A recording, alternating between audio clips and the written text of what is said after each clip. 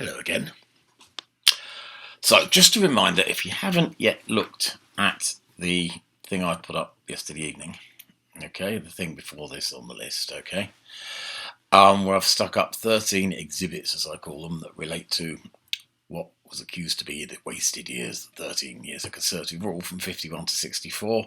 I just thought I'd use that as a kind of way of introducing some themes about the government in this period, and about society, about politics, about Britain, about all sorts of stuff, really.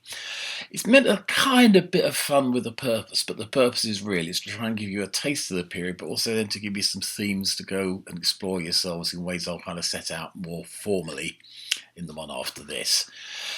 I thought I'd start with the intro I put up there. Peter Cook, in my view, is simply the funniest man that ever lived. He was part of a review called Beyond the Fringe. I'll make more of them in a moment. What I will say, just at the beginning, this was right at the beginning of the idea that you could actually take the pee out of politicians. Yeah, but shortly after these guys will be doing it on telly. And I suppose one of the big themes of this will be the end of an era in which it was what we call deferential. You get great interviews, old interviews of ministers at this time. And literally the interviewer is saying to the minister, is there anything else you'd like to say to the nation minister? And the minister goes, no, or tells them whatever he wants to hear. It's a bit like that again now, isn't it? So, Exhibit 1. Exhibit 1 doesn't date from the 50s at all. It dates from well before the 50s. I think it's in between the wars. And it's a poem, part of a sort of cycle of poetry called A Shropshire Lad, written by A.E. Housman. It produced some wonderful music at its time, actually, to tell you the truth. And it actually gives us two phrases, I think, that have entered the language. One is Blue Remembered Hills. And the other is The Land of Lost Content. This was actually the title given to Andrew Marr's bit of the history of Britain that's about the 50s. That is well worth watching if you can get to see it. Go on to ClipView. I'll tell you how to do that another time. I'm searching what's called BBC Res, and you will find Andrew Marr's history of modern Britain. And the one on the 50s, I think, is probably the best, actually.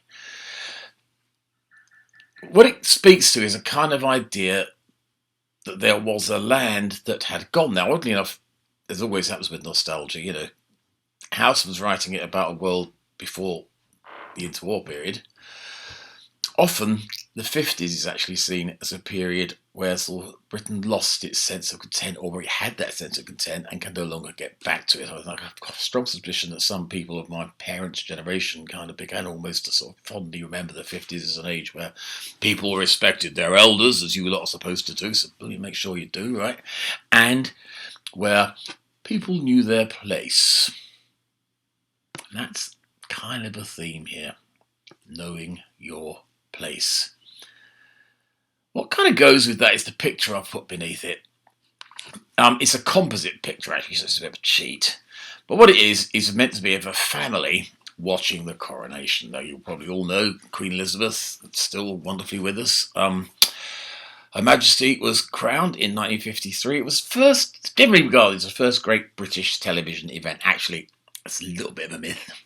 Right, most people didn't see it on telly because they didn't have tellies. Most people didn't have tellies in the 50s. It was way after that they got their tellies. But it kind of speaks to the idea. If you look at the picture, you can see a little boy, can't you, with his mother and his father looking rather, upright and well. This is this nice British family now with their wonderful new television set, but they're looking at a piece of pageantry. Of course, it's invented pageantry, mostly made up in the Victorian period, but pageantry that speaks to a glorious, wonderful past, and also a new Elizabethan age in which these eternal verities of English life will continue, the imperial gown and all that kind of stuff. Well, spoiler alert, it ain't. Okay?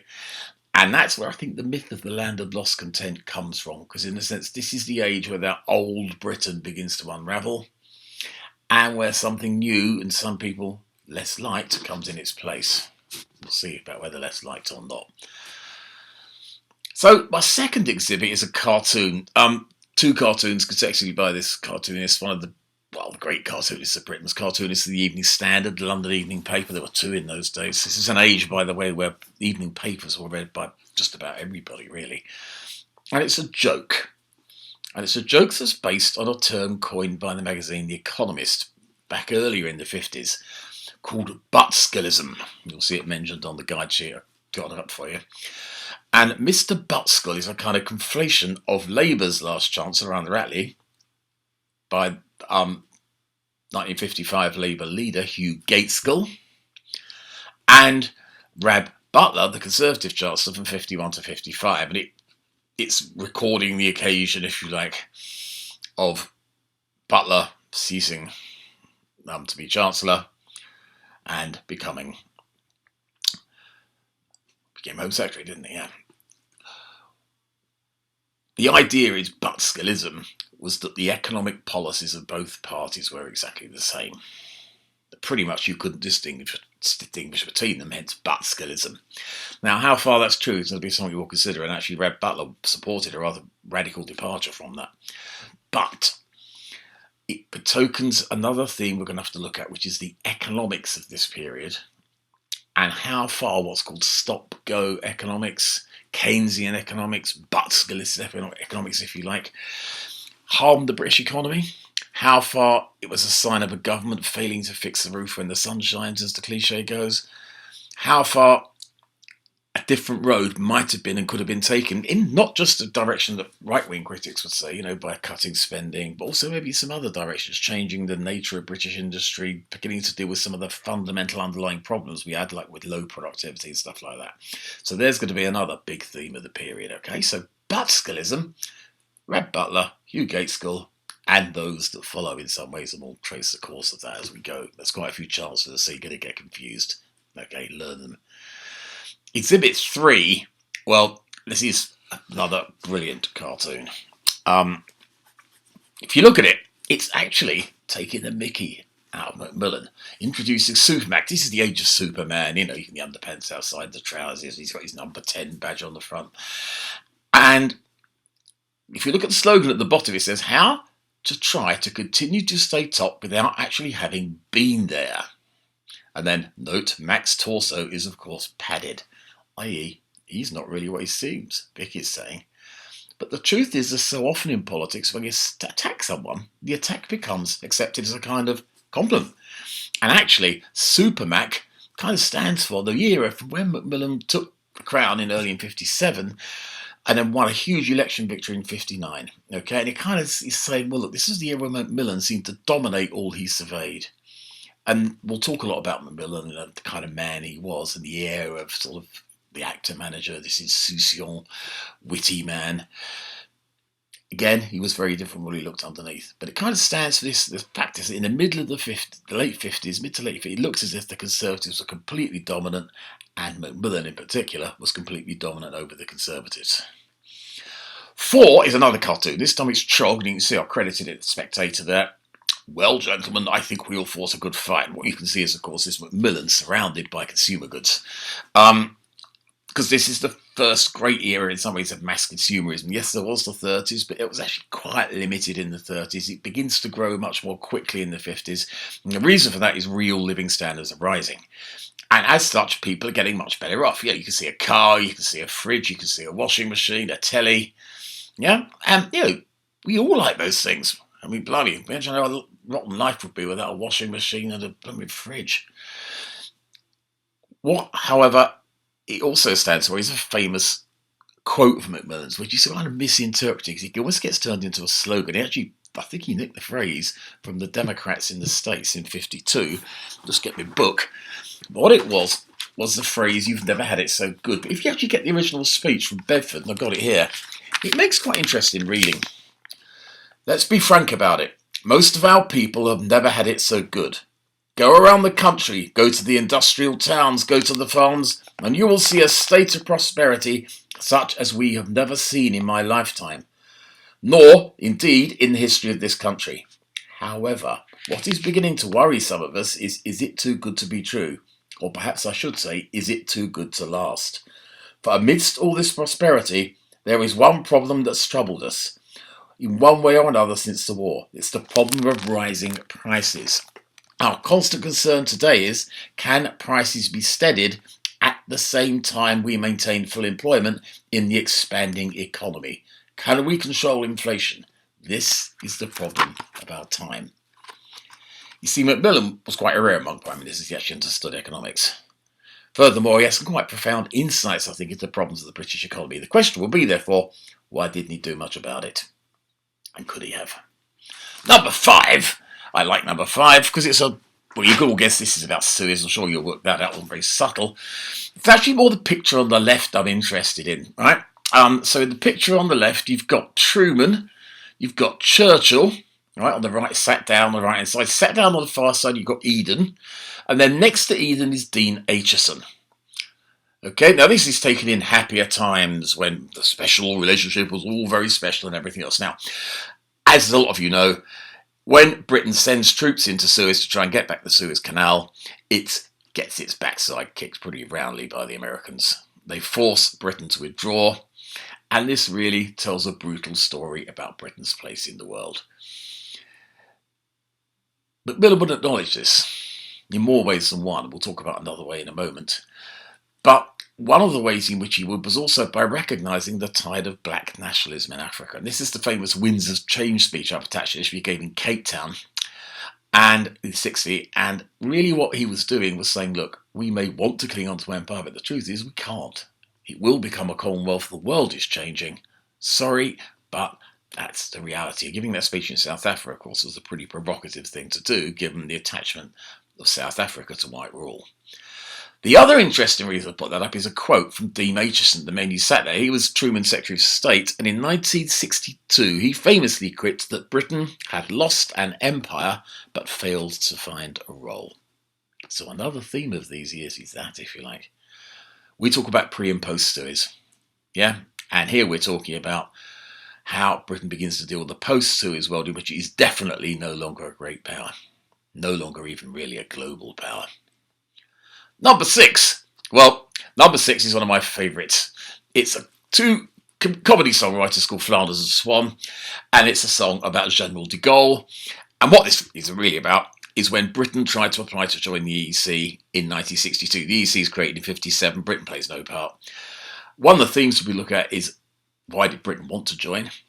And why couldn't it? The answer why it couldn't is very simple. De Gaulle said no. But when we're going to see, does that knacker Macmillan's government? He saw it as his great sort of new issue, his great way to revive his government.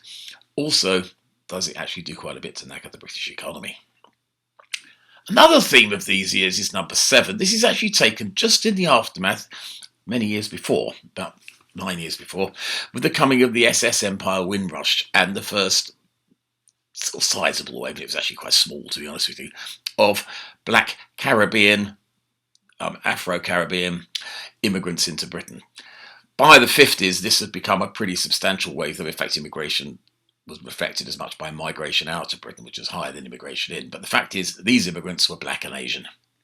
And reactions to immigration, and that will include some pretty horrible racism, to be frank with you as well, is going to be a real theme of our study of 50s and 60s Britain.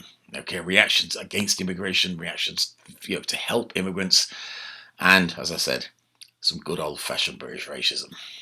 Number 8 are 2 spies. One who spent time in prison on the left, John Vassall, and one who didn't, the third man, as he was called, Kim Philby, who, along with Burgess and Maclean, was a spy during and after the war, and was actually quite senior in British intelligence.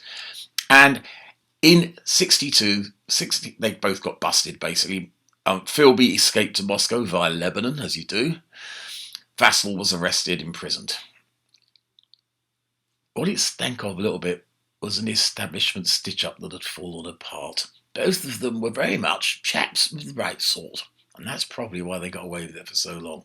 So yeah, we're going to look at that. 9, well, you're going to enjoy 9.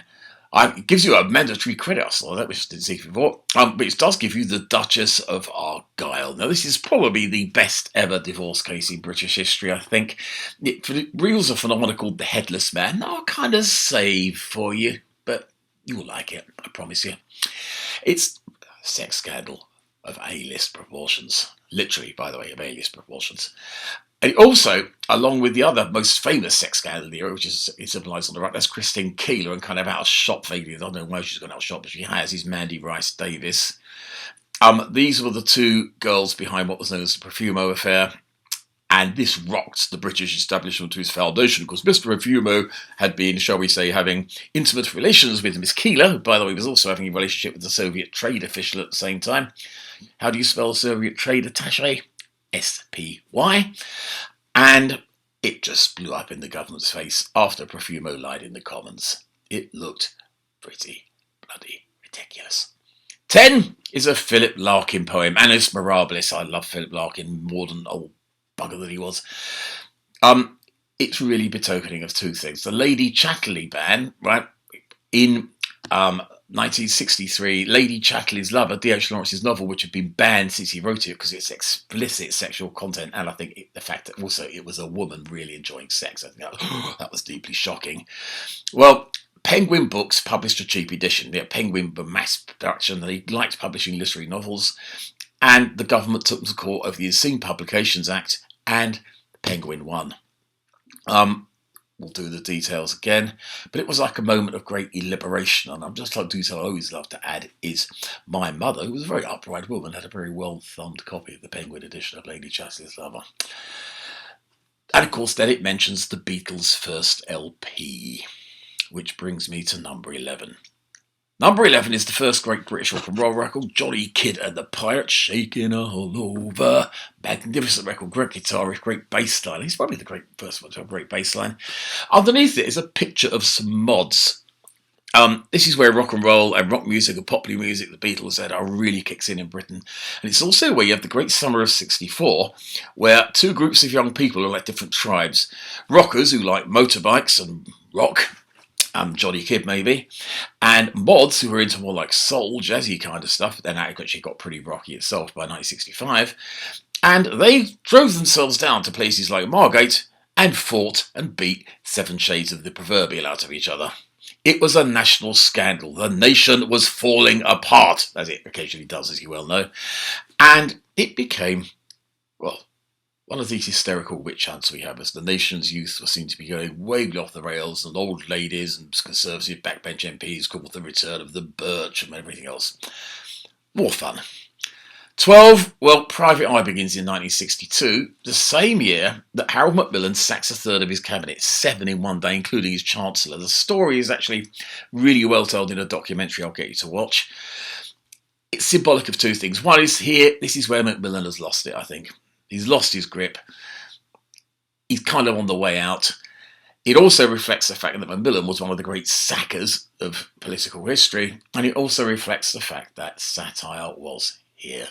Private Eye had arrived, just like Beyond the Fringe we saw at the top, and it's a brilliant, brilliant front page. We'll spot a couple of others en route as well. I'm quite fond of Private Eye, so you'll get that.